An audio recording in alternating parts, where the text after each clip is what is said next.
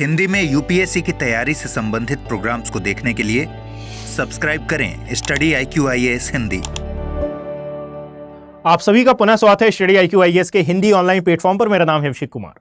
भारत सरकार का एक बहुत ही महत्वपूर्ण प्रोजेक्ट है जिसको नाम दिया जाता है राष्ट्रीय नदी जोड़ो परियोजना या फिर national river linking project, NRLP इसको शॉर्ट में कहा जाता है। इसका उद्देश्य है कि गंगा को कावेरी तक से जोड़ा जाएगा, जिसके तहत भारत में ऐसे क्षेत्र जो कि सूखाग्रस्त क्षेत्रों की कैटेगरी में आते हैं, यहां पर एक तो पानी की समस्या खत्म हो जाएगी। सेकंड बात कि जल विद्युत का उत्पादन अच्छा होगा और साथ में इसके इंडस्ट्रियल इंपॉर्टेंस भी हमको देखने के लिए मिलेंगी। इन्हीं में से एक प्रोजेक्ट है, अर्थात इसके अंतर्गत कई प्रोजेक्ट हैं, जिनमें से एक है केन बेतवा लिंक प्रोजेक्ट, अर्थात मध्य प्रदेश और उत्तर प्रदेश की सीमा पर प्रवाहित होने वाली ये जो नदियां हैं इनको आपस में जोड़े जाने की बात कही जाती है, जिसकी हाल ही में आधारशिला रखी गई है। कहां पर? मध्य प्रदेश के खजुराहो क्षेत्र में प्रधानमंत्री नरेंद्र मोदी सर के द्वारा। और इसमें बोला गया है कि इस परियोजना के प्रारंभ होने से जो बुंदेलखंड वाला एरिया है यहां पर पानी की समस्या तो सॉल्व होगी ही, साथ में कई और इंपॉर्टेंट गतिविधियां यहां पर संचालित हो सकती हैं। परंतु जो पर्यावरणीय संबंध है इसको लेकर कांग्रेस ने एक बयान दिया है। एक्चुअली जो पूरे पर्यावरण मंत्री हैं और साथ में कांग्रेस के एक वरिष्ठ नेता हैं, नाम है इनका जयराम रमेश। इनका कहना है कि इस प्रोजेक्ट के तहत 23 लाख पेड़ काटे जाएंगे, जो कि बिल्कुल सत्य भी है। एक्चुअल में जहां पर भी डैम का निर्माण किया जाता है वहां पर वनों की कटाई, वहां पर गांवों को खाली कराना, कुछ क्षेत्र का जलमग्न होना, ये एक सामान्य सी बात होती है। परंतु वर्तमान में जो जलवायु परिस्थितियां उत्पन्न हो रही हैं, जो पर्यावरणीय परिस्थितियां उत्पन्न हो रही हैं, उनको लेकर यह बयान दिया गया है। इसी का पलटवार करते हुए जो अखिलेश यादव हैं, इन्होंने यह बोला है कि भाई इस प्रोजेक्ट की जो नींव थी इनके पिता अर्थात स्वर्गीय मुलायम सिंह यादव के द्वारा रखी गई थी।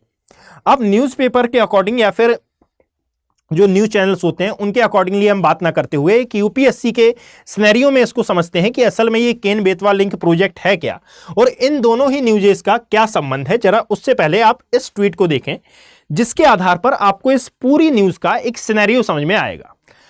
अब इससे पहले आप मैप को समझ लें भाई। देखिएगा, यह है मध्य प्रदेश और उत्तर प्रदेश का वह मैप जहां पर यह केन बेतवा लिंक प्रोजेक्ट आपको संचालित होता हुआ देखने के लिए मिलेगा। और यहीं पर आपको दिखाई दे रहा है यह पन्ना टाइगर रिजर्व, और जिस लिंक के द्वारा इनको जोड़ा जाएगा यह है वह लिंक कैनाल, है ना। अब इसके बारे में भी हम बातचीत करेंगे, परंतु याद रखें कि यह है केन नदी, यह है बेतवा नदी, और इन दोनों को आपस में जोड़ा जा यह है बेतवा नदी, यह है केन नदी, और इन दोनों को आपस में जोड़ा जाना है। और आपस में जोड़े जाने के तहत होगा यह कि केन नदी में जो पानी है उसको निकालकर बेतवा नदी में छोड़ा जाएगा। यह एक सिनेरियो है, परंतु याद रखिएगा कि असल में ये जो रिवर लिंकिंग प्रोजेक्ट है ये चलाया क्यों जाता है।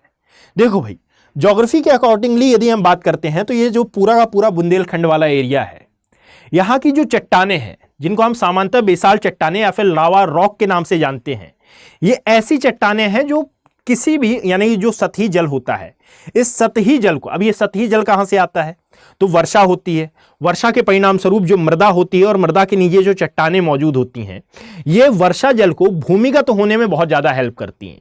और यदि नीचे कोई ऐसी चट्टान है जो कि बहुत ज्यादा सॉलिड है और इसकी वाटर कैरिंग टेंडेंसी नहीं है, अर्थात ये अपने अंदर जल को धारण करके नहीं रख सकती या फिर जल को भूमिगत होने से रोकती है, तो ये एक बड़ी समस्या हो जाती है। इसका इंपैक्ट ये होता है कि जहां पर भी ये लावा चट्टाने पाई जाती हैं या फिर कठोर चट्टाने मौजूद होंगी, वहां भूमिगत जल का परसेंटेज बहुत ज्यादा कम होगा और वह क्षेत्र सूखाग्रस्त क्षेत्रों की कैटेगरी में आ जाएगा। तो ये जो बुंदेलखंड है, बुंदेलखंड में असल में यही समस्या है कि भाई बुंदेलखंड ज्योग्राफिकली बहुत ही ज्यादा हार्ड चट्टानों से बना हुआ है, बहुत ही ज्यादा कठोर चट्टानों से बना हुआ है, जिसके कारण यहां पर भूमिगत जल की बहुत अधिक कमी है। ना ही सिंचाई अच्छे से हो पाती है और ना ही पीने योग्य पानी की पर्याप्त उपलब्धता है। इसको ध्यान में रखते हुए और यहाँ की जो पॉपुलेशन है ये डिपेंडेंट है इन रिवर्स पर, यानी कि पूरी पूरी डिपेंडेंट है। ये भूमिगत जल से ऐसा नहीं होता कि सिंचाई होती ही नहीं है, होती है, परंतु उतने वृहद लेवल पर नहीं होती जितनी अधिक होनी चाहिए। तो ये इन नदियों पर डिपेंडेंट है और इन नदियों में जल की जो मात्रा है ये कंटिन्यूअसली घट रही है। ठीक है, अब इस प्रोजेक्ट को स्टार्ट किया गया, चूंकि ये दोनों ही नदियां यमुना की सहायक नदी हैं, तो भाई इस प्रोजेक्ट को शुरू कर ये बोला गया कि जब कभी भी किसी एक नदी में जल की मात्रा ज्यादा होगी तो स्वतः ही दूसरी नदी में जो वाटर लेवल है ये मेंटेन हो जाएगा, यानी कि इस कैनाल के सहारे एक नदी का पानी दूसरी नदी में छोड़ा जा सकता है। ठीक है, तो इसके लिए यह रिवर लिंकिंग प्रोजेक्ट चलाया जा रहा है, जिसकी आधारशिला रखी गई है खजुराहो में हाल ही में। याद रखिएगा, ये जो मध्य प्रदेश और उत्तर प्रदेश की ये संयुक्त परियोजना है, लगभग 13 जिले इसमें शामिल होते हैं और मध्य प्रदेश के जिलों में आते हैं पन्ना, टीकमगढ़, छतरपुर, सागर, दमोह, दतिया, विदिशा, शिवपुरी और रायसेन वाला क्षेत्र। और उत्तर प्रदेश का जो बांदा, महोबा, झांसी और ललितपुर, ये इसमें शामिल किए जाते हैं। यानी कि टोटल नंबर ऑफ लगभग 13 जिलों को इसमें शामिल किया जाता है। कई जगह पर ये 11 लिखे रहते हैं, कई जगह पर ये 13 लिखे रहते हैं। अब इसी को लेकर बयान दिया गया है जयराम रमेश के द्वारा, कांग्रेस के द्वारा पलटवार किया गया कि भाई ये प्रोजेक्ट जिसकी आधारशिला अभी रखी गई है, ये पर्यावरण के लिए अनुपयुक्त है। और अनुपयुक्त क्यों है, आप इससे समझ जाएंगे। आपने सबसे पहले हमने क्या देखा भाई कि केन बेतवा लिंक प्रोजेक्ट क्या है। कारण यह है कि इस सिनेरियो को समझने के लिए सबसे पहले आपको केन बेतवा लिंक प्रोजेक्ट को समझना आवश्यक था। देखिएगा, यहां पर जो प्रधानमंत्री का पहले तो क्रिटिसाइज किया गया कि भाई इन्होंने जो बोला वो नहीं किया, यानी कि पर्यावरण के प्रति सजग बनाने की इन्होंने रिस्पॉन्सिबिलिटी ली थी। और आज जो कार्य हुआ है वो एक प्रकार से करनी और कथनी में अंतर बता रहा है, इसकी बात हम नहीं करते हैं। याद रखो, जब इसकी शुरुआत की गई थी जब ही से ये बातें सामने हैं। अब यहां पर जो पन्ना टाइगर रिजर्व आ रहा है, इस तथ्य के अनुसार 2009 के आसपास आप देखेंगे कि पन्ना टाइगर रिजर्व के में जो टाइगर्स की आबादी है ये लगातार खत्म हो रही थी और इवन ये खत्म होने की कगार पर भी आ गई थी। फिर भारत में जो टाइगर प्रोजेक्ट चलता है, जिसकी सराहना भी बहुत ज्यादा की जाती है, और इसी के तहत जो मध्य प्रदेश है इसको टाइगर स्टेट का भी दर्जा मिला है ना। जब इसने प्रयास किए और साथ में जो टाइगर रीइंट्रोडक्शन प्रोग्राम चलाया गया, उसके तहत आज वर्तमान में आप देखेंगे कि पन्ना में लगभग 90 टाइगर हैं, जिनमें से कुछ शावक हैं और कुछ वयस्क की कैटेगरी में आते हैं। कहा यह जा रहा है कि जब इस प्रोजेक्ट को शुरू किया जाएगा तो पन्ना रिजर्व का लगभग 10% हिस्सा जलमग्न होगा। क्यों होगा? क्योंकि भाई जब भी कोई प्रोजेक्ट चलाया जाता है तो आसपास के गांवों को खाली कराया जाएगा, वनों को काटा जाएगा। वनों को काटे जाने के पश्चात वे लोग जो कि वहां पर रहते थे उनको दूसरी जगह शिफ्ट भी किया जाएगा। और ऐसा तो नहीं है ना कि डैम बनाते समय आपने टंकी रख दी वहां पर कोई, या फिर टैंक रख दिया कोई, ऐसा नहीं होगा, है ना। आप गांवों को खाली करेंगे, वहां पर पूरा पूरा डैम का एक इंफ्रा बनाएंगे, तो उसके द्वारा ये जो पन्ना टाइगर रिजर्व है इसका भी लगभग 10% हिस्सा गायब होगा। और जब 10% हिस्सा गायब होता है तो इसका बहुत नेगेटिव इंपैक्ट पड़ता है पर्यावरण और पारिस्थितिकी पर। और कहा जा रहा है जिसके तहत ना केवल बाघ बल्कि यहां पर रहने वाले जो गिद्ध हैं इनके प्राकृतिक आवास भी नष्ट होंगे। और यहां पर इन स्पीसीज का, इन प्रजातियों का प्राकृतिक आवास नष्ट होना मतलब कि पारिस्थितिकी तंत्र पर इनका डायरेक्टली नेगेटिव इंपैक्ट पड़ने को दर्शाता है। तो यहां ये जो प्रोजेक्ट है इसको बहुत ही ज्यादा क्रिटिसाइज किया गया है, परंतु याद रखिएगा कि इसके विकल्प भी मौजूद हैं। अर्थात ये सब क्या पहले नहीं सोचा गया होगा? भाई जब भी कोई ऐसा प्रोजेक्ट लाया जाता है तो इस प्रोजेक्ट का बहुत अधिक एनालिसिस किया जाता है। इस प्रोजेक्ट को लाने, किसी भी प्रोजेक्ट को लाने से पहले तो इसका भी एनालिसिस किया गया है और इसका एक उपाय ढूंढा गया है कि बांधों को ऊपर की ओर बनाया जाए। कैसे भाई?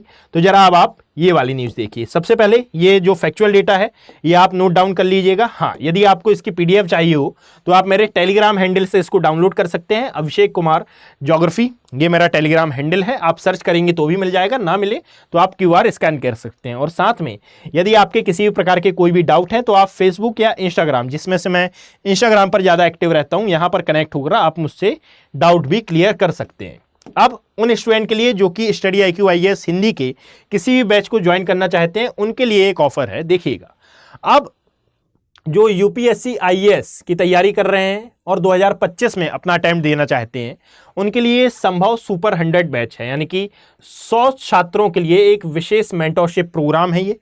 यहां पर यदि आप AKV लाइव कोड का यूज करेंगे तो इन समस्त बैचेस में आपको अवश्य मैक्सिमम डिस्काउंट भी मिलेगा और साथ में मैं जितनी हेल्प कर सकता हूं आपकी, ये मैं हेल्प भी कर पाऊंगा। परंतु ये हेल्प मैं आपकी जब कर पाऊंगा जब आप AKV लाइव कोड का यूज करेंगे।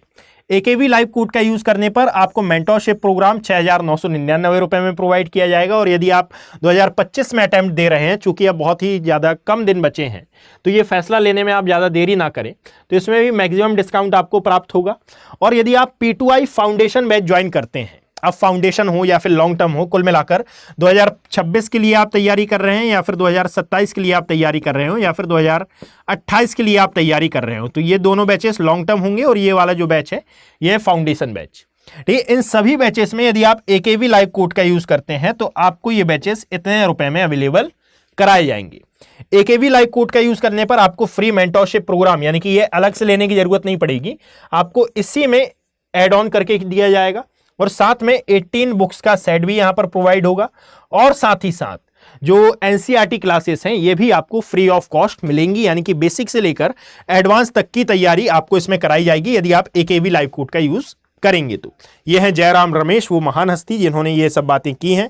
जरा देखिएगा कि इसके विकल्प के तौर पर बोला गया है कि भाई यह जो लिंकिंग प्रोजेक्ट है इसको 2 चरणों में पूर्ण किया जाएगा, जिसमें से एक चरण ये होगा कि यहां एक बांध का निर्माण किया जाएगा जिसको कहा गया है दौदन बांध, जो कि शुरू हो भी गया है, जिसकी जो या तो हम बोले ठेका या फिर जिसको कॉन्ट्रैक्ट कहते हैं हम, ये NCC लिमिटेड, जो कि अभी हाल ही में बहुत ज्यादा चर्चा में है, ये इंडिया में कई प्रकार के ब्रिजेस का निर्माण कर रहा है, तो इसी को दिया गया है। याद रखिएगा कि पहला चरण है कि दौदन बांध परिसर में, यानी कि जहां पर यह बांध होगा और इसकी जितनी भी सहायक इकाइयां होंगी वहां पर लो लेवल टनल का निर्माण किया जाए, हाई लेवल टनल का निर्माण किया जाए और साथ में केन बेतवा लिंक नहर का निर्माण किया जाए, जिसके बारे में अभी मैंने आपको मैप में बताया है। इन सभी चीजों का निर्माण, यानी कि ये थोड़े साइंटिफिक टर्म्स हैं, इनके निर्माण की बात की गई है और बिजली घरों का भी निर्माण किया जाए, क्योंकि यह क्षेत्र ऐसा क्षेत्र है जो कि बिजली की समस्या से भी, मेनली वो नहीं जो शहरी है, ग्रामीण क्षेत्र बिजली की समस्या से भी ग्रसित है। तो पहले चरण में इसका निर्माण किया जाएगा और जो सेकेंड चरण है इसमें किया जाएगा लोअर ओर बांध और साथ में बीना कॉम्प्लेक्स परियोजना को तैयार, और फिर जो कोठा बैराज वाला क्षेत्र है इसको भी कंप्लीट किया जाएगा, जिसके तहत ये पूरी की पूरी परियोजना, ये पूरा पूरा प्रोजेक्ट एक चरणबद्ध तरीके से पूर्ण होगा। और इसीलिए इस प्रोजेक्ट की आधारशिला रखी गई है कि भाई इसमें आने वाली जितनी भी चुनौतियां हैं, इसमें आने वाले जितने भी हर्डल्स हैं, अब हम उनके लिए तैयार हैं और अब आई थिंक हम इस प्रोजेक्ट को पूर्ण कर सकते हैं। परंतु ये जो हर्डल्स हैं ये आते जाते रहते हैं। यहां पर इनका भी बयान आया है कि भाई जो स्वर्गीय मुलायम सिंह यादव हैं इन्होंने इसकी शुरुआत की थी। तो ये पूरा का पूरा जो अध्याय है ये ज्योग्राफी के पॉइंट ऑफ व्यू से आपके लिए काफी इंपॉर्टेंट होगा। इसका मेन कारण ये है कि केन बेतवा नदियां, जहां आप गंगा नदी तंत्र को पढ़ते हैं और यमुना नदी पढ़ते हैं, तो वहां पर इस प्रोजेक्ट को आप एड ऑन कर सकते हैं, यानी कि इस पूरे सिनेरियो को। धन्यवाद। हिंदी में UPSC की तैयारी से संबंधित प्रोग्राम्स को देखने के लिए सब्सक्राइब करें स्टडी IQ IAS हिंदी।